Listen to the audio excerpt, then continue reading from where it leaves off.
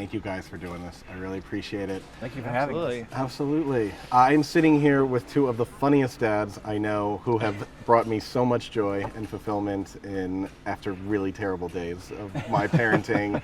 Thank you so much for just doing what you do.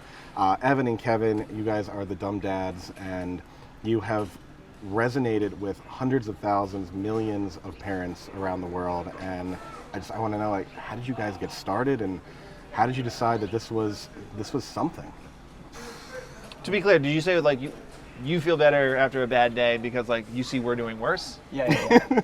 I laugh at the end of the day when I watch you guys, and it makes me feel better. It does make me feel like, you know what? I could be them, and I'm not, and I feel better about myself. We're a cautionary tale. Yeah, that's right. We fail, so you don't have to. You know what? Every day, you guys are here, and I feel like I'm here, and it's really, it helps a lot. Those days. We met initially doing sketch comedy before kids, and enjoyed working together. We did like live sketch shows and wrote jokes and stuff together. For literally, I don't want to brag, could be up to a dozen people. Sometimes. Sometimes. Really, 12. Sometimes. Yeah. That's impressive. Yeah. I believe that's more followers than I have right now, so that's impressive. And so we just stayed in touch, did like a web series together, and then we started having kids, and we're sort of like having conversations about being dads, what it's going to be like to be dads. And when Kevin had his second kid, we thought, let's do a podcast where we just talk about being dads, and it'll be good timing, like from day one. Like the baby comes out, we already had kids, but so we had a little bit of experience there, but just talking about it from day one, what your responsibilities are, how long do you feel like a zombie? It's a lot of days in a row. And, we just kind of blossomed from there. And then this thing called COVID hit. I don't know if you've heard of it. No, can you tell me more about that? So then started posting like sketches and stuff We can't. online. Yeah. No, I don't. Yeah, so we started posting sketches online about being stay-at-home dads. We had been stay-at-home dads since all of our kids were born. Really? And so we started posting sketches about it and started getting responses, and now we're sitting here with you. That's awesome. Yeah. What are some of the comments that you've been getting? And you've grown this following so largely now. It's like you've followers all around the world, and like, what has been some of the common threads that you hear about? It's interesting because, we started it, as we said, it would be like a dad podcast, but we obviously knew we'd try to appeal to all parents. Right. And when we first started, it was mostly moms because, they're paying a little bit more attention, usually. They are. But no, we're working on fixing that. We're working on fixing that. That's right. We all are. Group effort. It is. But the point is, like, it really has, like, now it's about 50-50. Our following is, dads and moms. And once that really started going and taking off, when we'd post something from the perspective of a dad, or we thought we were posting from the perspective of a dad, we realized we were posting as a perspective of a parent who is just involved. Nice. And I think that was something that was unintentional. That was like a lot of times we'd post something on, this is for me. Like, I'm just going through this, I'm going to say it, I don't know if anybody, and then the amount of like replies, DMs, comment sections of people being like, it just happened to me today or something. It was like, oh wow. And also the stay-at-home dads, especially in like the Midwest, there's a lot more, I think, stay-at-home dads on the coasts, but definitely in the Midwest, a lot of stay-at-home dads were reaching out to us, being like, thank you for your content and stuff like that, because there are a good amount of stay-at-home dads. We're not the unicorn, but like at the same time, it's not talked about, it's not discussed. Right. So the fact that we are posting about it, it's just one of those things we thought, oh, we're doing dumb things over here. You're welcome. I didn't know. That was all on purpose. We're meant to do all of this. Yeah. That's really neat. Why do you think comedy is so important when we talk about fatherhood? Well, first of all, parenting is just like the most incredibly stressful circus of activity, emotions. You know what? Cheers to the stressful crayons, circus mashed that is potatoes, everything that you own. And at the end of the day, it's so easy to think, that was too hard. I don't know if I could do that again. And, it's just like always trying to get better as being a dad, as being a parent. And it's overwhelming, especially like stay-at-home dad is like 24/7 is your shift, 7 days a week. There's like no breaks. At any moment, somebody could come into your room and be like, I threw up in my bed. And you're like, okay, what, So like it's just Is it usually a kid that says that? sometimes. Yeah. And I gotta stop unlocking them. I gotta leave. I gotta lock the back door. Yeah. But the point is, it's so much easier to kind of find the funny in that. You know, it's like when a wild story happens in the moment, it's like so stressful. But like years later, you think like it was funny how that was handled in this way. So if we try to just bring that to the day or week we've had, and that's kind of what we write a lot of our jokes about. It was like, well, that was a really stressful moment. And even then I was thinking, I'm overreacting right now. I'm going to pay for this later. And then you really think about it and go, oh, would that be funny if I also would have done this? And so like that's a lot of where our content comes from, is like a moment in time that's stressful or exhausting or repetitive, you know, where it just starts to feel overwhelming. It's also so just we write a lot about that, just self-deprecating stuff, you know. It's also just funny.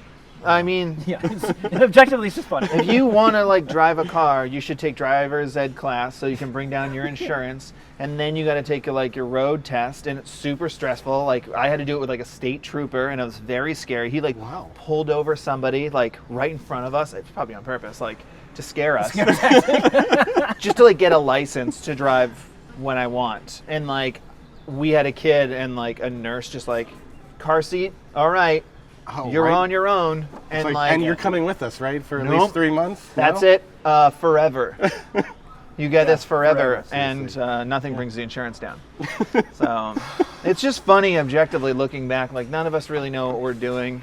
The joke we always make is like, if somebody had figured out parenting, they'd stop writing baby parenting books. But everybody's just kind of guessing, like, oh, we should do this time, and it's just objectively funny how we're all bad at it in a funny way. We're doing our best. It does help in terms of perspective of being a father. I look back and think like, oh man, there's a lot of times where my parents thought, I don't know what to do. Yeah. And they didn't have the internet No.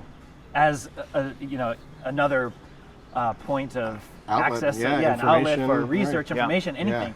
So that always makes me feel better too. Like, parenting for generations have gone. We're like, I don't know what to do. It's all new now. It wasn't like when I was a kid. It's always evolving. And that's the thing. It's always evolving. Well, that's interesting. Do you think the bar was lower then, or in past generations? And do you think it's higher now because we have so much information and we're supposed to be better? The bar in general for like all parents? For parents for is parents. higher. The bar for fatherhood is like buried in the ground. Which is Actually, look at the ground, dig 6 feet, then then there's there's the bar, then there's the bar of for fatherhood, which is wild, and Right. so that's part of the reason why we would, where this content comes from. We would make fun of the dad that's been presented on television forever, which is like can't make a peanut butter and jelly sandwich without setting the kitchen on fire. You know, it's like really. True story. Yeah, it's a true story. Yeah. It all stems from something, but we thought we could do better than that. Right. And try to be there for our kids. Yeah. But we're gonna make a lot of mistakes along the way, so let's write jokes about that. Yeah. Well, one of my favorite sketches you guys do is dads over the generations, over the decades. And the 50s, well, I mean, you guys set it up, but it's like it starts with the 50s and then you go to today. I mean, It's Kevin's idea, so I've always thought like if you watch any like real old television show, like there's like an episode of Leave It to Beaver where like the dad's talking to the son at the grill about the grill, and it looks like a joke. It looks like an SNL sketch. It's so insanely out of touch where he's just like, Dad, why do you grill outside? But Mom's always cooking. And he's like, well, women are delicate, and they don't know how to do these hands-on tough things that us men do. And I was like, where's the turn? And it like never comes. It's just like they're just like, no, they're bad at it because they're women. Isn't that funny? You're like, well, he's gonna eat crow in a second. No, okay. And just that whole concept of just like how men were back then. We just kind of wanted to play that up of the idea of like they don't even know who the kids are. Right. They're more annoyed that the child's in front of them aspect. And like 80s parenting was the other one. Like we've played with like the 60s and 70s, but those are usually like, I don't know, hippie and stuff like that. It's fun. But the 80s dad is just kind of like he's more involved than 50s dad, but he's also just like, I just spent a day at like the construction site or wherever. Just leave me alone. Like figure it out. Go outside. Yeah. I'll see you at dinner. Maybe. I don't care. 90s is always a no. Or I'm watching the game. Go grab me a beer, then go outside. It's always that. Grab me a beer. Yeah. And then 90s dad I was always laughing about because the latchkey kids. Yeah. So it's usually a note. The first time we ever filmed it, I just filmed the door for like 5 unbroken seconds, and I got more like sad comments. Of people like, that was a little too much. So parenting today, because you were talking about the bar being on the floor, the crazy thing about it is like, we have so much information, we're almost overwhelmed with information, and then everyone has such a strong opinion, which I think is just objectively funny. Because like, as Evan was saying, like, when we like approach something as a parent, we go, oh, my dad didn't know what he was doing. He also had to figure this out as well. Right. But it's just funny when like the older generations like look back and go, you parents are trying too hard. And I was like, you were stressed out too, you just don't remember. Like, to block that out of your memories completely. Yeah. Sorry, that is a lot of beer being palleted down here. Over here. Whoa. That is for this afternoon? This interview? For the table? Okay. But it's just funny. I think we are overwhelmed as parents with how much information we have. We put so much on our shoulders. I think social media in general is like a big factor in that. There's a lot of like fake parenting aspirations, but then there's also like real ones too. Like you will see somebody who is genuinely telling you like, here's a good way to parent, and you go, I don't do that. So I think it's just a lot on it. So and I don't think you should either. Actually. I'm not sure if I should or shouldn't. Yeah. That's the thing. Well, that's the thing. That's right. So that was what's funny about parenting through time. It's just like everybody's doing it different. Nobody's really doing it right. You two didn't intend for this to become as big as it did. Right? You didn't think it would. No, not at all. We moved to LA to be in the industry and act, be actors, and try to make fun things. And when we started doing this, we thought, well, if we get enough attention, maybe we'll get some more auditions. That's really, that'd be nice. That'd be nice. That'd be cool. Yeah, nice. Create a little bit of attention for yourself. We figured we know how to write a little bit. Right. We didn't intend for this to be like, sort of like a career that we could turn it into, like the idea of turning into, of talking about fatherhood into something that we could like turn it as like a job that we do and go share with people. Yeah. And, never expected that. And now you're going to be going on tour as well. Yes. Yeah, we're going to be going on tour. We're going to do a couple cities, 3 cities, and then hopefully it'll expand into a larger tour, which is like, you guys are going to pay for this? Thank you. Thank you. It's insane. We're very congratulations. Excited. Yeah, great. thank Wish you. you so much luck. Yeah, thank you. Thank you. Really, what we talk a lot about is like, okay, if you follow us, what would you want to go see? So we think we're going to bring some stuff to the table that is familiar stuff that we do, but also maybe some things you didn't either know we could do or you wouldn't get otherwise unless you came to see something live. But again, it's just kind of going back to how we met. One of the first things we started doing was sketch comedy. We thought we can bring a fun show out there to people that are willing to take the time to like have somebody watch their kids, spend money on a ticket, come see us live, and we'll make it really fun. Right. So social media has obviously become such a huge part of both of your lives. Right? But at the same time, you each have 2 kids, and they're coming into an age where they're going to be using it a lot more too. And so how is social media used in your house? How is it used with your kids? Neither of our children are familiar with it. My oldest is 9. They don't know what Daddy does? They know that we make videos and content, and once in a while we'll show them. They know what TikTok and Instagram is. Yeah, they kind of know what they are. But they don't go on those apps. Yeah, they don't have access to them. Really? Yeah. How do you separate those? So how do you separate that at home when you do it so much? You're stay-at-home dads doing filming in your homes too. I think it's tricky because, it's like the double-edged sword. It's like, and neither one is good. Where it's like if you went into an office, you feel bad. You feel like I'm missing part of my kid's life. And this just goes not just for us. This is like also for parents who work at home. Yeah. We work from home, but the problem is they we're in front of a screen. And that's always tough for the kids because they don't understand. You're home. Will you play with me? And it's like, I cannot play with you right now. And that's so hard. And it's like, I don't know which one's better. Like me constantly saying no to you or me not being there. I don't think there's a win there. With social media, my daughter, she'll film herself on like the iPad. And then just be like, subscribe to my channel, and I go, great. That's how you do it. That's all you need to do. We don't actually need to post it anywhere. No. It stays on the iPad. It exists there. So yeah, they're aware of like YouTube Kids. Our kids are on there, okay. And we monitor that because there is like YouTube Kids for the most part is pretty good, but there are some channels where it's just like, what is this? The expectations being set by whatever this channel is, just like opening a new toy every 60 seconds or whatever, is like, We block We're not a gonna lot watch. of- We're not gonna watch that channel. I have to tell Gabe, like, can we watch something with a plot right now? Like, just because Yeah. I don't know what the heck this is you've got on. And he's like, I love this. I'm like, there is literally nothing happening right now. Yeah, our kids have been very good about us, at least in my house, about me blocking channels. Okay. Like if I just walk over, I go, no, I don't care for this. Yeah. I don't like this. You know, I don't like kids acting. In All general, child I actors mean, are just what you Stranger Awful. Things pass. Awful. No, but like I just mean like when you see something like make these amateur videos on YouTube or whatever, and it's not. It's just I don't know. It's just like this kind of exposure. I think is Yeah. kind of gross and dangerous. So we don't let our kids watch any of that stuff. So we'll block a lot of those Touch channels. on that. Like, okay. What is gross and dangerous? Like, because you use social media extensively, yet figuring out what is healthy for your kids is really hard to figure that Yeah. out. Yeah, when we start using it as a platform to put some of our content that we can create out there, we love the idea that there's a platform for us to do that, right? We also understand the context of what we're doing, what we're writing about, Yeah. what we are controlling what we say, and also any backlash or negative comments or anything that would come our way. We know that that's all part of it, right? Yeah.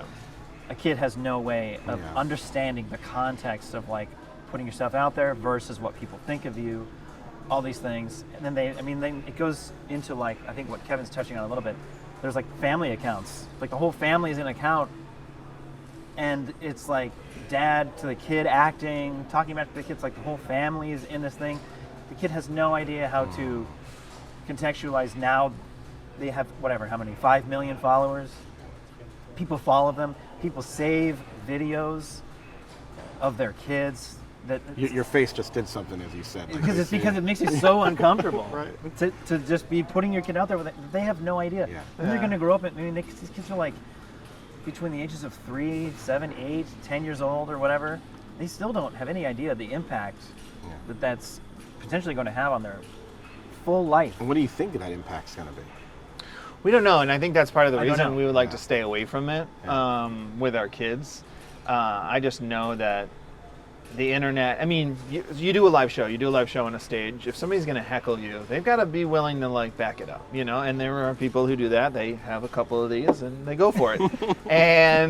But that doesn't happen that much. And the internet, you can be invisible and you can say the cruel things.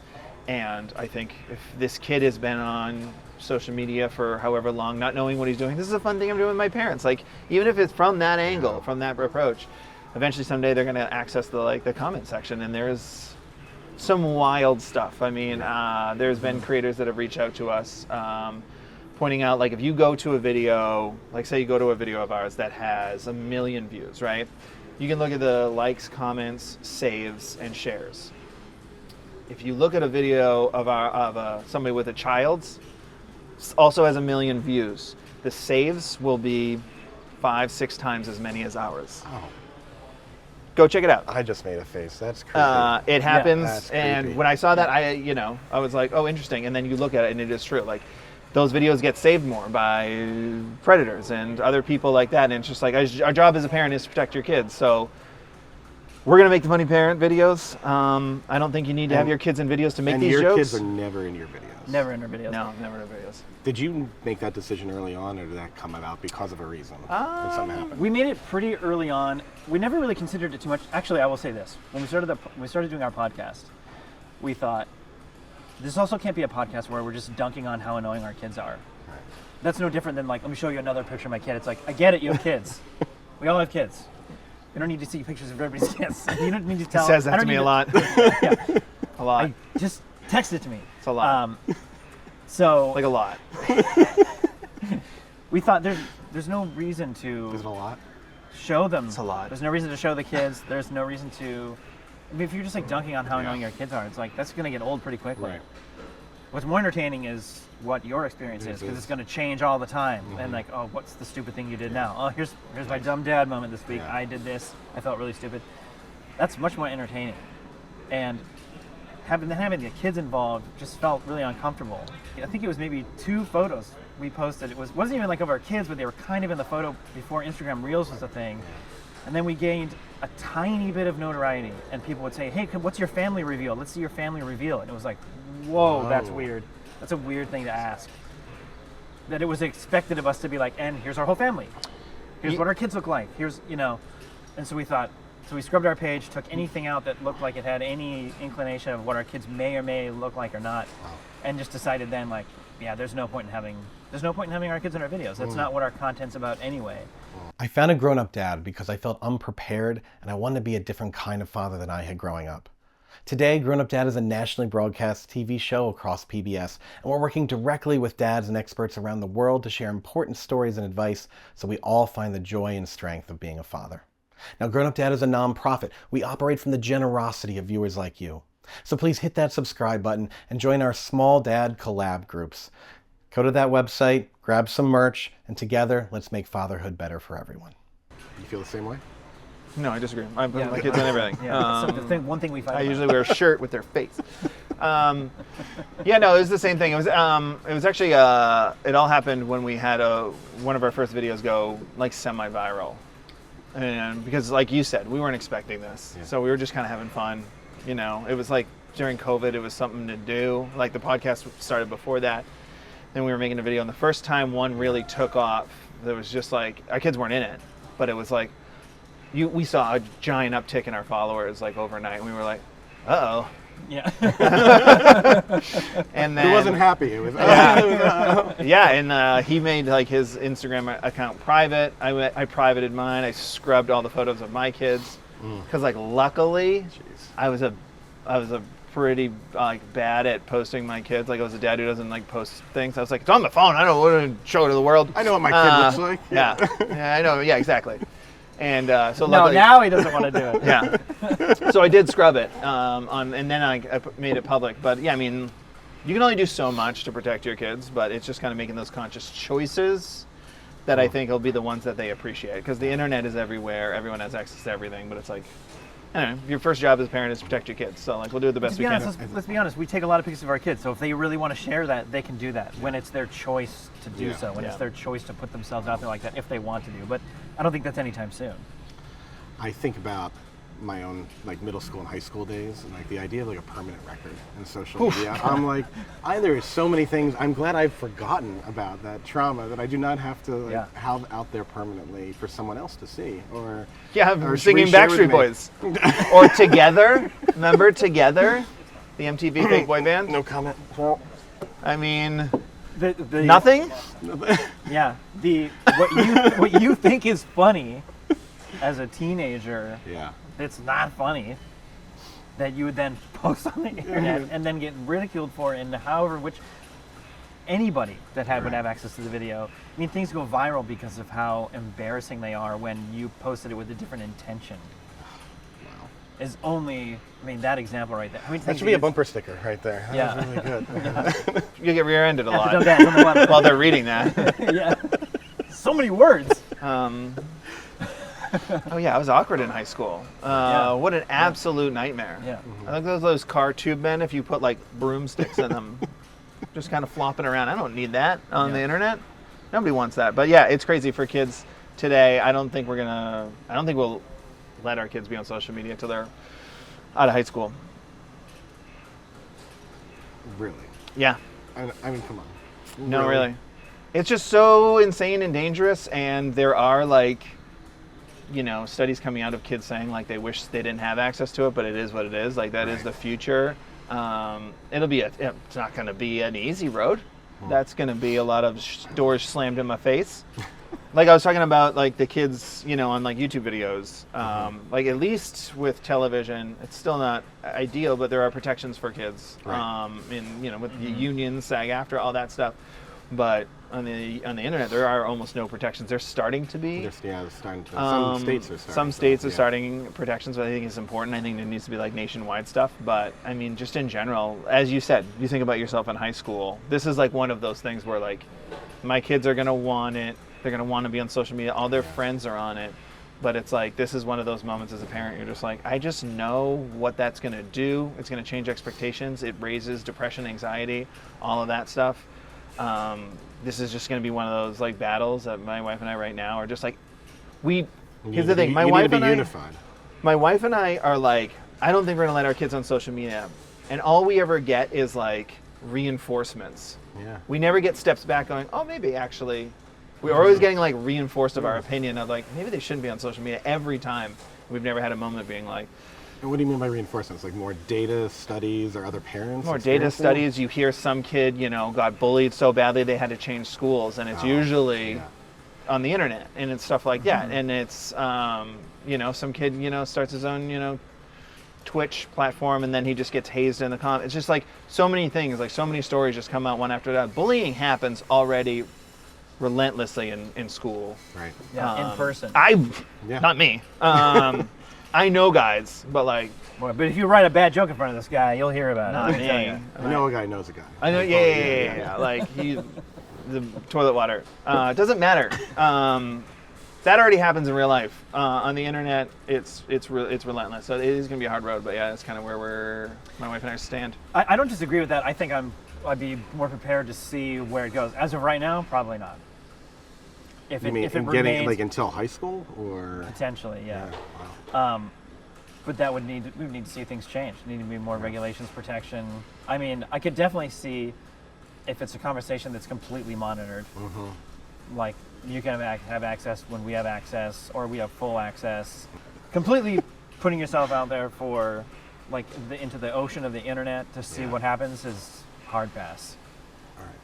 So my son is 7, and what I'm really dealing with now are video games and issues with how he, in a way, just reacts to it while he's playing. He's a really competitive kid, and there's some pros to that too, but he's never had the same problems with television or YouTube as he does even with video games, and how he just goes into that world, and all of the steps and tools I feel like we've given him to transition out and like to move on to other things are not really working well with video games. And I'm curious if you've experienced that, or it's coming down the line with video games too. No, you're alone. It's kind of weird. Good luck with that. Sounds weird. Next question, Next please. question. All right. I mean, my daughter is, she's about to turn 8, so right there. And she was playing a lot of video games. She's kind of transitioned out of it. She's kind of like falling in love with like drawing. But there is, and my son, he likes like the iPad and stuff. We do have moments where it's just like, has this been too much time? Like it is hard to kind of like. When is that? When is too much time? Right. I know when their eyes are kind of glassy.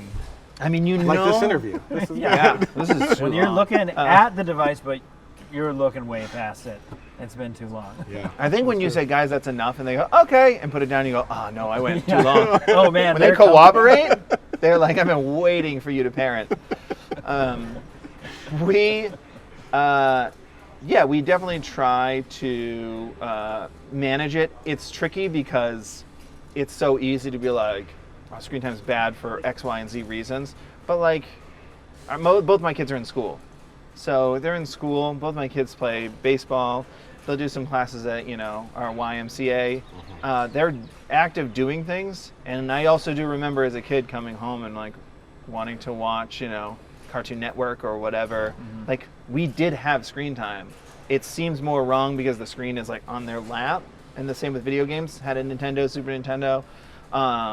So I don't know. It's definitely tricky. There's definitely ways because it's so mobile and accessible, Right. which is the problem. Sometimes you're like, we don't need it on the drive. And they're like, well, what are we going to do? Okay. Right now, my son has started to get a little car sick watching movies in the car, but he's fine on audiobooks.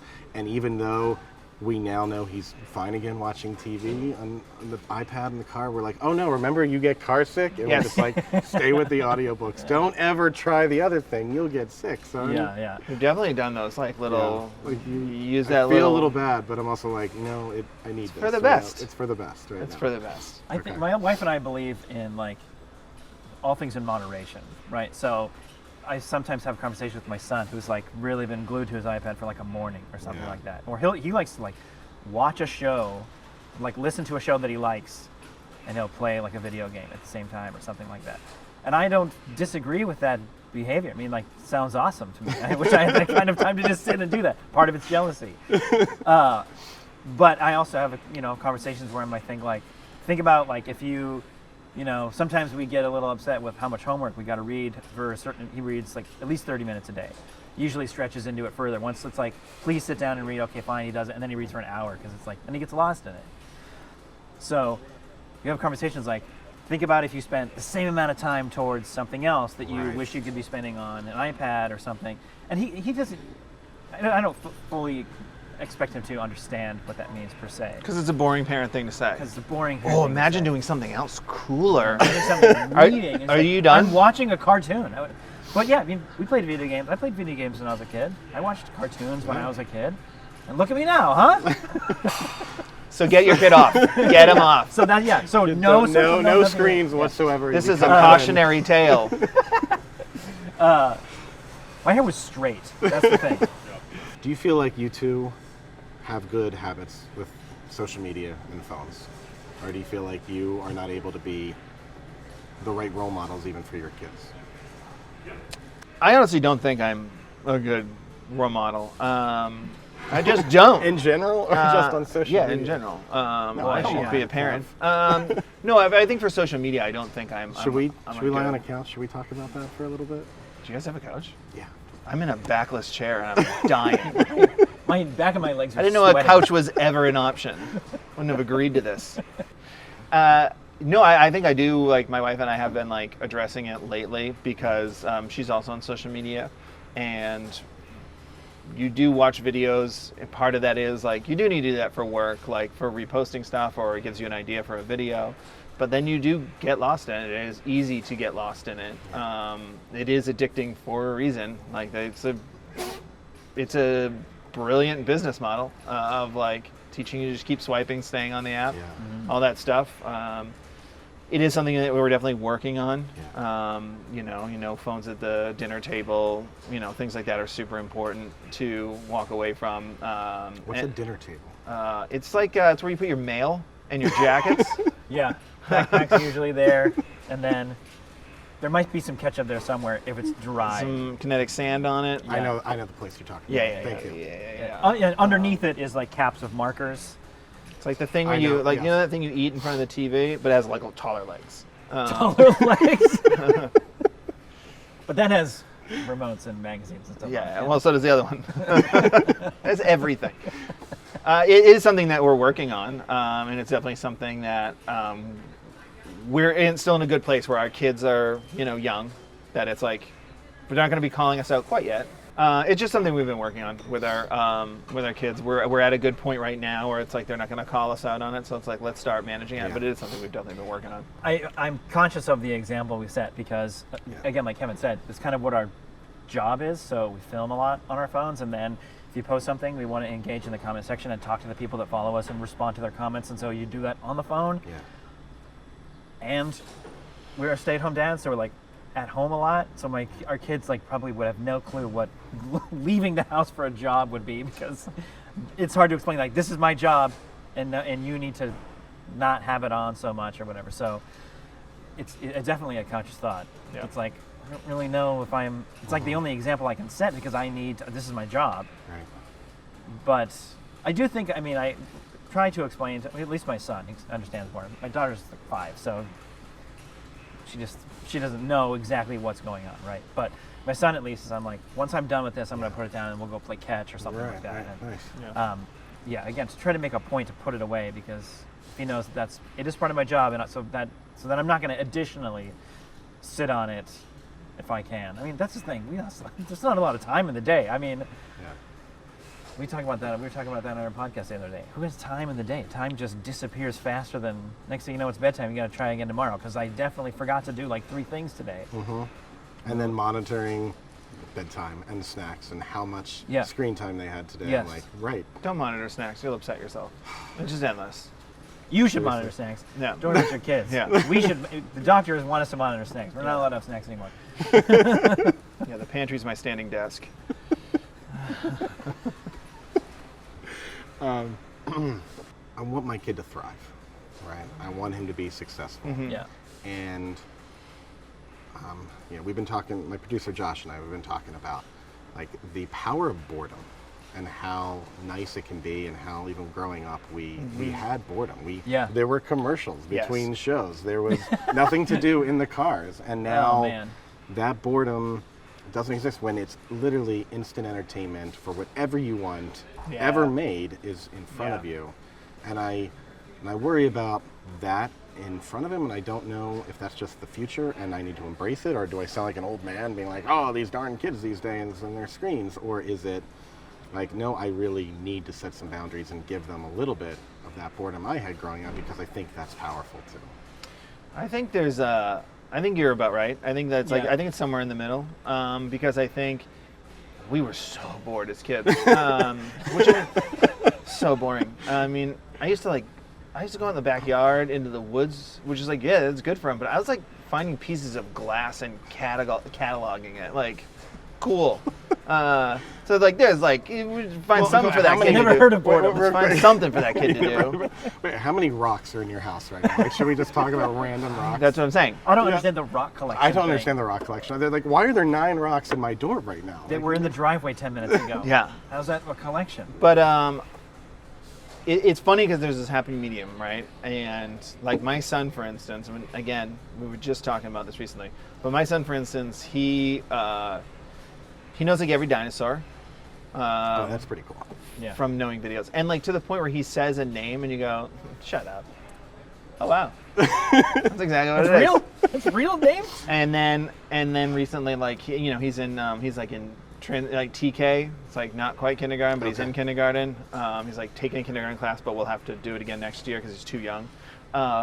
And he's like working on multiplication tables and like just like from watching the show, like number blocks and stuff like that. So there is like this way of like, well, I'm okay if you're doing that stuff all the time. Yeah. And that stuff's really exciting. My daughter, for instance, one of the shows that she's really into on YouTube Kids, she likes watching this artist. She's really into like manga drawings and stuff. So she's like learning shading and stuff like that. So there is like so much good stuff. The internet, I think a lot of times you can talk about Sesame Street and how for generations it has helped kids, exactly. Learn, right? And there was it is easy to kind of demonize screen time, right?